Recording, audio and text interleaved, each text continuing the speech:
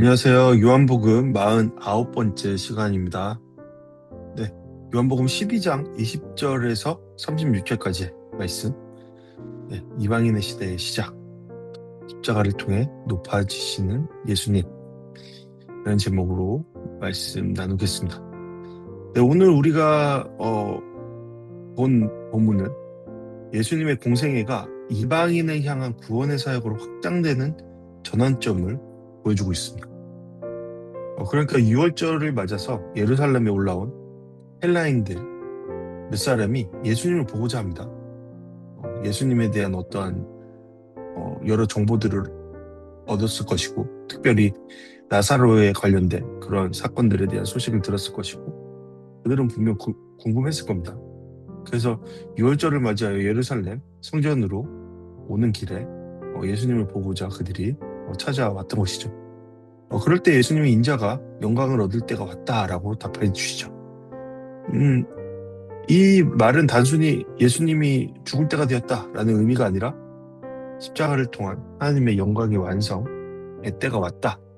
곧 내가 이 땅 가운데 온 그것을 완성할 때가 왔다라는 것을 말씀하시는 겁니다.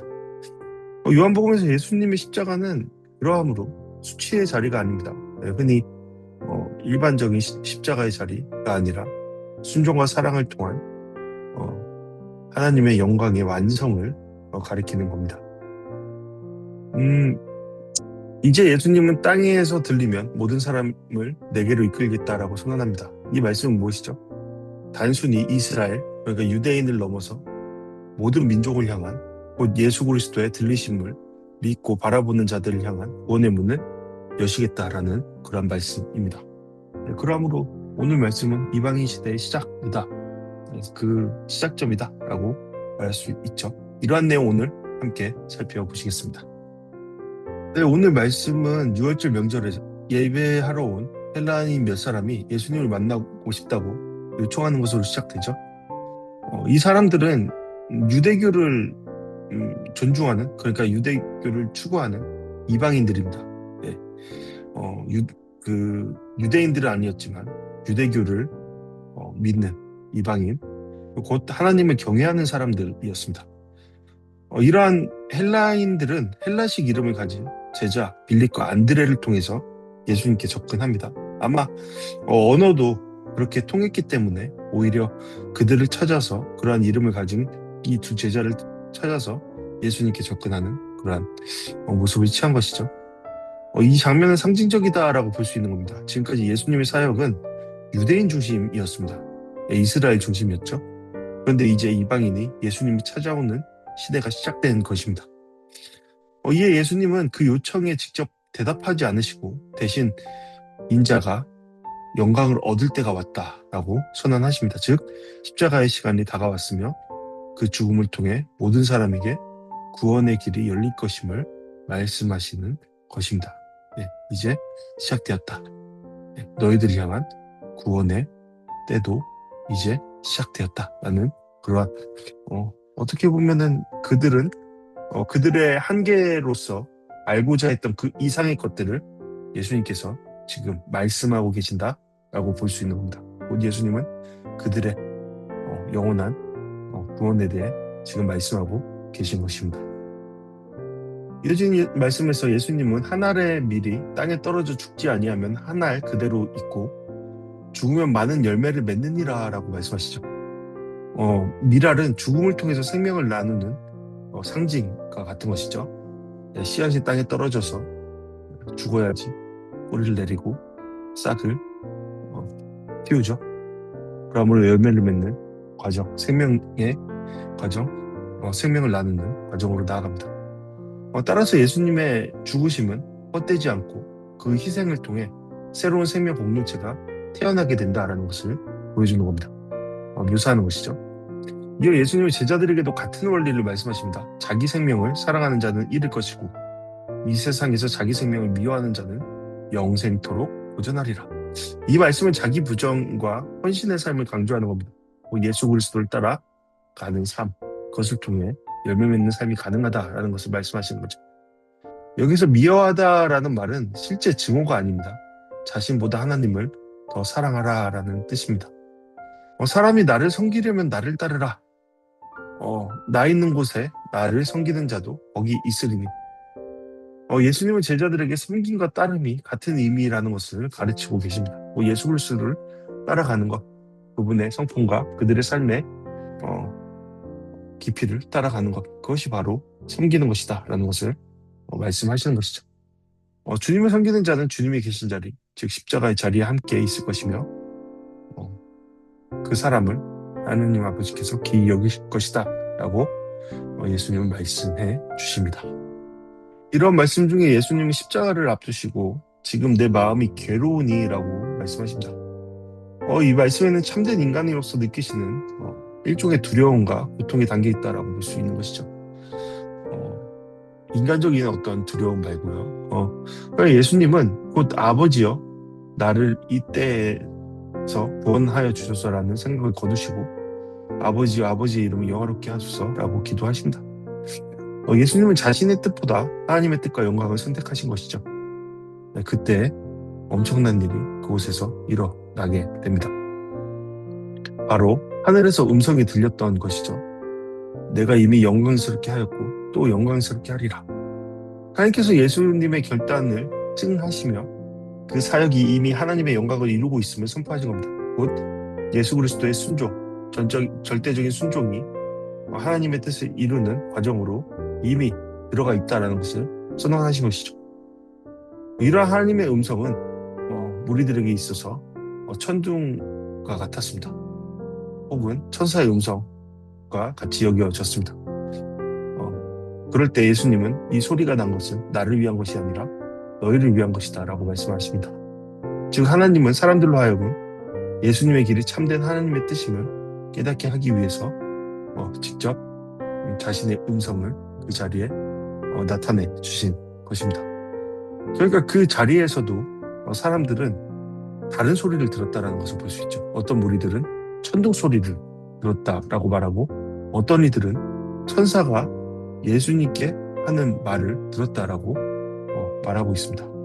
우리 또한 마찬가지죠. 우리의 영적 상태가 어떠함에 따라 하나님께서 말씀하실 때 그것을 단순히 자연적인 소리로 듣기도 하고 어떤 사람은 그것을 하나님의 음성을 듣기도 합니다.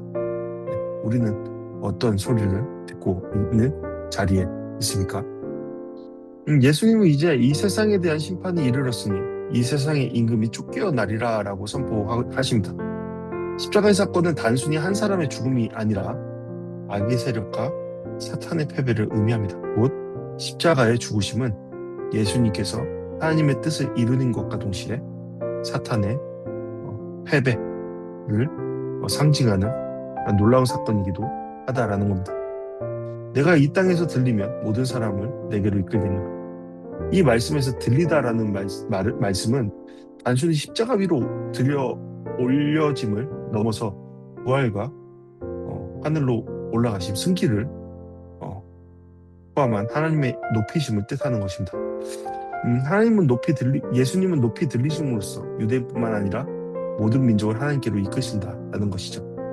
이것은 곧 십자가의 승리요 보편적인 구원의 시작이다라는 것을 말하는 겁니다. 곧 이방인들에게도 구원의 눈이 열렸다라는 것입니다. 하지만 우리가 여기서 기억해야 할 것, 분명히 알아야 될 것은 우리의 눈이 들리시는 예수님을 향할 때 마치 모세의 굴이 뱀과 같이 들리시는 예수님을 향할 때 그때야 비로소 우리 가운데 이러한 구원의 시작이 있다라는 것을 우리는 생각해야 할 것입니다. 무리는 여전히 이러한 예수님의 말씀을 이해하지 못했습니다. 그들의 한계죠. 우리와 같이 그들 또한 한계가 있었습니다. 그들은 그리스도는 영원히 계시다고 율법에 기록되어 있는데 어찌하여 인자가 들려야 하느냐라고 묻습니다. 예수님은 그들의 질문에 직접 답하지 않으시고 마지막으로 권면하시죠. 아직 잠시 동안 빛이 너희 중에 있으니 빛이 있을 동안은 아니요 어둠에 붙잡히지 않게 하라. 너희에게 아직 빛이 있을 동안에 빛을 믿으라. 그리하면 빛의 아들이 되리라. 예수님은 소모적인 논쟁 가운데 빠지지 않으십니다. 논쟁해봤자 한계 가운데 갇혀서 자신들의 말만을, 자신들의 주장만을, 자신의 소견을 나타내는 자들에게는 들릴 일이 없는 것이죠. 예수님은 자신이 세상의 빛이심을 그저 다시 한번 밝히십니다. 믿음의 기회가 영원하지 않음을 또한 경고하십니다. 꼭 예수님은 계속적으로 자신을 드러내고 계시죠. 그러나 그때나 지금이나 그것은 동일합니다. 모든 자들에게 세상의 모든 과정 속에서 삶의 우리의 여정 속에서 예수님은 계속적으로 자신을 드러내십니다. 누구에게요? 모든 자들에게요. 하지만 우리의 생각에 묶인 나머지 우리의 한계의 틀에 묶여버린 나머지 그러한 예수님의 말씀을 듣지 못하죠. 혹은 그러한 예수님을 믿는다고 착각하는 그런 착각 속에 갇혀서 예수님을 빛을 경험하는 자리로 나아오지 못합니다. 우리는 어떻습니까? 예수님은 이 말씀을 하시고 우리에게서 떠나 숨어 버리셨습니다. 자, 이제 이러한 말씀이 그들에게나 우리에게나 주어졌습니다. 예수님의 빛은 잠시 동안 비추는 빛이십니다. 그러한 빛 가운데 그 빛이 비출 때 우리는 그 자리에서 믿음으로 결단을 내려야 합니다. 빛 대신 예수님을 따르는 삶, 그 음성을 듣고 그분의 하나님 되심을 믿으며 나아가는 삶을 살아낼 것인지, 아니면 여전히 나를 주장함으로 믿음을 보이는 하면서도 여전히 나를 믿음으로 그것을 거부할 것인지 우리는 결정을 내려야 할 것입니다. 예수님께서 떠나신 세상, 빛이 떠난 세상, 믿지 않는 자에게만 심판의 상징과 같은 것입니다. 네, 우리 이 시간 다 같이 오늘 말씀을 통해 함께 묵상과 적용하는 시간 갖도록 하겠습니다. 첫 번째 질문입니다. 나는 지금 어떤 미랄이 되어야 할까? 예수님처럼 죽음을 통한 생명을 믿는가? 우리 생각해 볼 수 있죠. 내 안에 죽어야 할 자아는 무엇이며 내려놓아야 할 집착은 무엇인가? 곧 하나님의 뜻을 따라 나아가기 위해서 포기해야 될 것은 무엇인가? 생각해 볼 수 있겠죠. 두 번째로 십자가의 길이 두려울 때 나는 어떤 결정을 내리는가 생각해 볼 수 있습니다. 예수님은 마음이 괴로우셨지만 결국 하나님의 뜻을 선택하셨습니다. 오롯이 자신의 모든 것을 하나님께 올려드렸죠. 나도 고난 중에 피하는 기도 대신 영광의 기도를 드리고 있는지 생각해 봐야 할 겁니다. 세 번째로 빛이 있을 동안에 나는 어떤 믿음의 행동을 해야 할까 생각해 볼 수 있는 것이죠. 예수님께서는 잠시 동안 빛이 있을 때 믿으라고 하셨습니다. 그런 말씀을 주셨습니다. 우리 이러한 믿음의 기회를 놓치지 말아야 하죠. 그리고 이 믿음의 기회에 더욱더 빛과 동행하는 그런 삶을 살아내야 합니다. 그렇다면 지금 내가 순종해야 될 주님의 말씀은 무엇입니까? 나를 향하신 주님의 부르심은 무엇입니까? 그것에 대해서 생각해보고 적용해보는 시간 되었으면 좋겠습니다. 이 시간 다 같이 함께 기도하는 시간 갖도록 하겠습니다. 첫 번째 기도 제목입니다. 주님의 길을 따르는 제자가 되게 하소서. 예수님처럼 나의 뜻보다 아버지의 뜻을 따르고 내 안에 자아가 주고 많은 열매를 맺게 하소서. 십자가의 영광을 깨닫게 하소서. 고난을 피하지 않고 그 자리에서 하나님의 뜻과 사랑을 바라보게 하시며 순종으로 영광을 드러내게 하소서. 빛의 자녀로 살게 하소서. 세상의 어둠 속에서도 예수님의 빛을 따라가며 오늘 주어진 기회를 믿음과 순종으로 붙잡게 하소서. 여러분, 주님께서는 우리 가운데 주신 각자에게 주신 계획하신가 말씀하심이 있을 줄 믿습니다.